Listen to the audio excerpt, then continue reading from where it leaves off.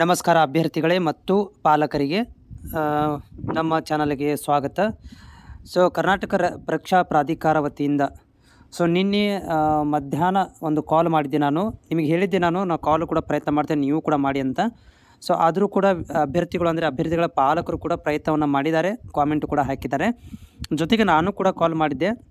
ಏನಪ್ಪ ಅಂತಂದರೆ ಈಗ 4ನೇ ಸುತ್ತಿನ ಕೌನ್ಸಿಲಿಂಗ್ ಆಗೋದಿಲ್ಲ, ಆದರೆ ಸೀಟ್ ಉಳಿಕೆಯಾಗಿರುವಂಥ ಅಂದರೆ ಯಾವ್ಯಾವ ಜಿಲ್ಲೆಗಳಲ್ಲಿ ಎಷ್ಟು ಸೀಟ್ಗಳು ಇದ್ದಾವೆ, ಅವುಗಳ ಒಂದು ಕೌನ್ಸಿಲಿಂಗ್ ಮಾಡಬಹುದಾ ಅಂತ ಒಂದು ಮಾಹಿತಿಯನ್ನು ಕೇಳಿದಾಗ ಅಲ್ಲಿ ಕಾಲ್ ರಿಸೀವ್ ಮಾಡಿರುವಂತಹ ಮಾನ್ಯರು ಹೇಳಿರುವಂಥದ್ದು, ಸೀಟು ಉಳಿಕೆಯಾಗಿ ಇನ್ ಕೇಸ್ ಆಫ್ ಸೀಟ್ ಉಳಿಕೆಯಾಗಿ ಅವೇನಾದರೂ ರಿಟರ್ನ್ ಬಂದರೆ ಸೀಟು ಉಳಿಕೆ ಹಂಚಿಗಳನ್ನು ಮಾಡಬಹುದು ಅಂತ ಹೇಳಿದ್ದಾರೆ. ಮಾಡಬಹುದು ಅಂತಂದರೆ ಅದು ಗ್ಯಾರಂಟಿನೂ ಕೂಡ ಇಲ್ಲ, ಓಕೆ, ಅದು ಕನ್ಫರ್ಮೇಷನು ಕೂಡ ಇಲ್ಲ.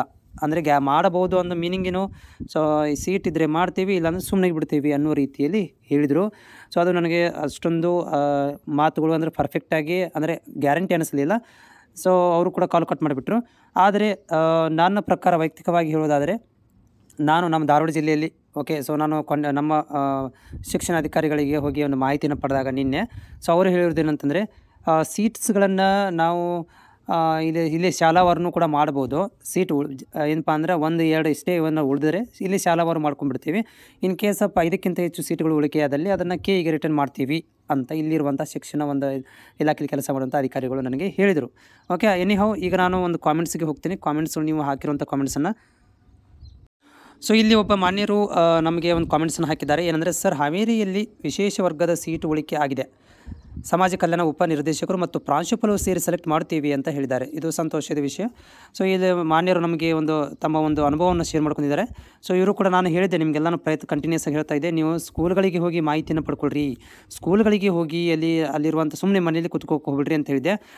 ಇಲ್ಲಿ ಸರ್ಗಳು ಏನು ಮಾಡಿದ್ದಾರೆ ಅಂತಂದರೆ ನನಗೆ ಕಾಮೆಂಟನ್ನು ಹಾಕಿದ್ದಾರೆ. ಏನು ಹೇಳ್ತಾ ಇದ್ದಾರೆ ಅಂದರೆ, ಇವರು ಸೀಟು ಉಳಿದಿರುವಂಥ ಸೀಟುಗಳನ್ನು ಅಂದರೆ ಹಾವೇರಿ ಜಿಲ್ಲೆಯಲ್ಲಿ ಉಳಿದಿರುವಂಥ ಸೀಟುಗಳನ್ನು ಸಮಾಜ ಕಲ್ಯಾಣ ಉಪನಿರ್ದೇಶಕರ ಮತ್ತು ಪ್ರಾಂಶುಪಾಲರು ಸೇರಿಕೊಂಡು ಸೀಟ್ಗಳನ್ನು ಸೆಲೆಕ್ಟ್ ಮಾಡ್ತೀವಿ ಅಂತ ಹೇಳಿದಾರಂತೆ. ಇವರಿಗೆ ಇದು ತುಂಬ ಸಂತೋಷದ ವಿಷಯ ಕೂಡ ಅಂತ ಹೇಳ್ಬೋದು, ಯಾಕಂದರೆ ಅಲ್ಲಿರುವಂಥ ಜಿಲ್ಲೆಗಳ ವಿದ್ಯಾರ್ಥಿಗಳಿಗೆ ಹೆಲ್ಪ್ಫುಲ್ ಆಗುತ್ತೆ. ಓಕೆ, ಇವರು ನನ್ನ ಮಗ 61 ಆಗಿದೆ, ಸೀಟ್ ರಾಯಚೂರಲ್ಲಿ ಅಂತ. ನೋಡ್ರಿ, ಸೀಟ್ ಸಿಗೋದಂತೆ ಕನ್ಫರ್ಮೇಷನ್ ಇಲ್ಲ, ಯಾಕಂತಂದರೆ ಆಲ್ರೆಡಿ ಎಲ್ಲ ಕಡೆ ಸೀಟ್ ಕೂಡ ಫುಲ್ ಆಗಿದ್ದಾವೆ. ಸೀಟ್ ಕೊಡ್ತಾರೋ ಬಿಡ್ತಾರೋ ಅಂತ ಹೇಳೋಕ್ಕಾಗೋದಿಲ್ಲ. ಬಟ್ ನೀವು ಏನಪ್ಪ ಅಂತಂದರೆ ನಿಮ್ಮ ಜಿಲ್ಲೆಯಲ್ಲಿರುವಂತಹ ಸ್ಕೂಲ್ಗಳಿಗೆ ವಿಸಿಟ್ ಮಾಡೋದು ಒಳ್ಳೆಯದು. ಇಲ್ಲಿ ಮಾನ್ಯರು ಹೇಳ್ತಾ ಇದ್ದಾರೆ 62 ಆಗಿದೆ ಸುತ್ತಿನಲ್ಲಿ, ಏನಂದರೆ 3ನೇ ಸುತ್ತಿನಲ್ಲಿ ಸೀಟು ಉಳಿಕೆ ಸೀಟಿನಲ್ಲಿ ಒಂದು ಸೀಟ್ ಸಿಗುತ್ತೆ ಅಂತ ಕೇಳ್ತಾ ಇದ್ದಾರೆ.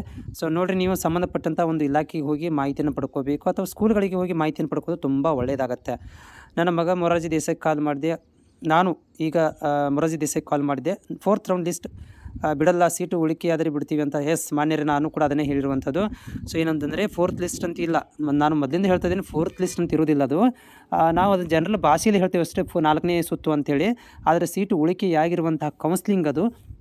ಬಟ್ ಅದು ಕೂಡ ಏನೋ ಗ್ಯಾರಂಟಿ ಇಲ್ಲ ಅಂತ ಹೇಳ್ತಾರೆ. ಯಾಕಂದರೆ ನಾವು ಜಿಲ್ಲಾವಾರು ಕೇಳಿ ನೋಡಿದಾಗ ಜಿಲ್ಲಾವಾರು ಸ್ಕೂಲ್ಗಳಲ್ಲಿ ಸೀಟ್ ಉಳಿಕೆ ಆಗಿಲ್ಲ ಅಂದರೆ 5ಕ್ಕಿಂತ ಹೆಚ್ಚಿಗೆ ಆದರೆ ಏನಾದರೂ ಚಾನ್ಸಸ್ ಇದೆ ಅಂತ. ಅಂದರೆ ಜಾಸ್ತಿ ಎಲ್ಲ ಜಿಲ್ಲೆಗಳಿಂದ ಜಾಸ್ತಿ ಉಳಿಕೆ ಆದರೆ ಅದನ್ನು ಸ್ಪೆಷಲ್ ರೌಂಡ್ ಅಂತ ಮಾಡ್ಕೊತಾರೆ. ಬಟ್ ಇಲ್ಲಿ ಎಲ್ಲ ಜಿಲ್ಲೆಗಳಲ್ಲಿ ಆಲ್ಮೋಸ್ಟ್ 1-2 ಇರೋದರಿಂದ ನನಗನ್ನಿಸುತ್ತೆ 99% ಮಾಡೋದು ಗ್ಯಾರಂಟಿ ಇಲ್ಲ ಅಂತ ಅನ್ನಿಸ್ತಾ ಇದೆ. ಯಾಕಂತಂದರೆ ಎಲ್ಲ ಕಡೆಯೂ ಅಡ್ಮಿಷನ್ಸ್ ಆಲ್ಮೋಸ್ಟ್ ಫುಲ್ ಆಗಿದ್ದಾವೆ.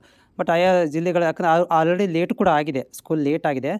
ಹೀಗಾಗಿ ಆಯಾ ಸ್ಕೂಲ್ಗಳಲ್ಲೇ ಮಾಡ್ಬೋದು ಅಂತ. ಯಾಕಂದರೆ ಈಗ ಜಸ್ಟ್ ನೀವು ನಮ್ಮ ಒಬ್ಬ ಅಭ್ಯರ್ಥಿ ಅಥವಾ ಪಾಲಕರು ನನಗೆ ಕಾಮೆಂಟ್ ಮಾಡಿರುವಂಥದ್ದು ಏನಂದರೆ, ಅವರ ಜಿಲ್ಲೆಯಲ್ಲಿ ಏನು ಮಾಡ್ತಾಯಿದ್ದಾರೆ, ಹಾವೇರಿ ಜಿಲ್ಲೆಯಲ್ಲಿ ಅಲ್ಲೇ ಸೀಟ್ಗಳನ್ನು ಸ್ಕೂಲು ಮತ್ತು ಸಮಾಜ ಇಲಾಖೆ ವತಿಯಿಂದ ಸೇರಿಕೊಂಡು ಉಳಿಕೆ ಸೀಟ್ಗಳನ್ನು ಹಂಚಿಕೆ ಮಾಡ್ತೀವಿ ಅಂತ ಹೇಳಿದ್ದಾರೆ. ಆ ರೀತಿಯಾಗಿ ಕೂಡ ಆಗ್ಬೋದು.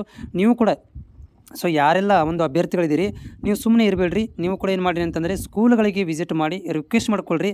ವಿದ್ಯಾರ್ಥಿಗಳ ಜೀವನದ ಪ್ರಶ್ನೆ, ಸುಮ್ಮನೆ ಬಿಟ್ಟರೆ ಇದಾಗೋದಿಲ್ಲ.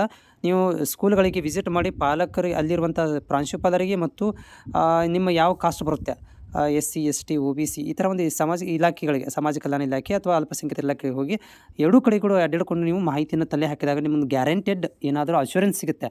ಹೌದಪ್ಪ, ನಾವು ಕೆಗೆ ಕಾಯಬೇಕು ಅಥವಾ ಇಲ್ಲಿರುವಂಥ ಸ್ಕೂಲ್ಗಳಿಗೆ ವಿಸಿಟ್ ಮಾಡಬೇಕು ಅನ್ನೋದನ್ನು ಅದನ್ನು ಕೂಡ ನೀವು ಪ್ರಯತ್ನ ಮಾಡಿ.